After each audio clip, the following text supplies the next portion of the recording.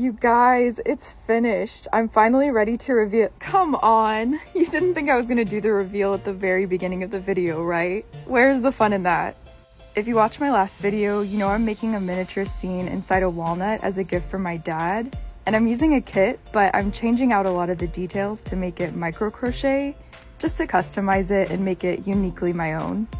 If by chance you wanted to get a hold of this and make it yourself, be resourceful. You know where to look. So the first step was to cut out this tiny carrot and glue it to the hole in that door. And then I folded a piece of ribbon in half and glued it across to make a handle. Then I did something kind of silly and started using this template to cut out a piece of fabric.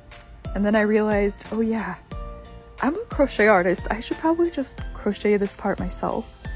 So I used a similar colored thread and a 0.5mm hook to micro crochet a little cover for the inside of the walnut. Then I attached the door by gluing down the little ribbon and covered up that mess by using the little crochet cover that I made.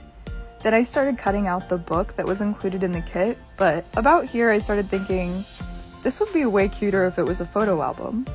So I printed out some family photos in miniature scale and then folded it up accordion style and glued it all together inside a cover that has a picture of my dad summiting a mountain. And I thought this looked cute, but since I just used regular paper, I was concerned about the durability.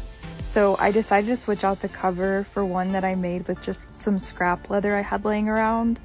And basically, I didn't film this part, but I used a really sharp needle to stab through the leather, then through the spine of the paper, and sewed it all together. Next, I made these paper elements into micro crochet, and then I was supposed to use this weird foam stuff to make the mushrooms, but I didn't really like it, so I just crocheted my own mushrooms and flowers instead. Then I used this template to crochet a half circle with these stripes, and if I thought ahead, I would have crocheted it into the base, but gluing it works just fine. So I went ahead and did just that, and made a little pocket for the photo album to go inside.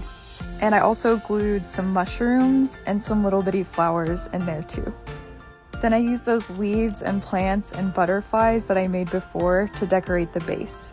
The original kit came with these miniature bunny figurines that were holding instruments, but I just decided to crochet my own little critter and keep the guitar as a decoration.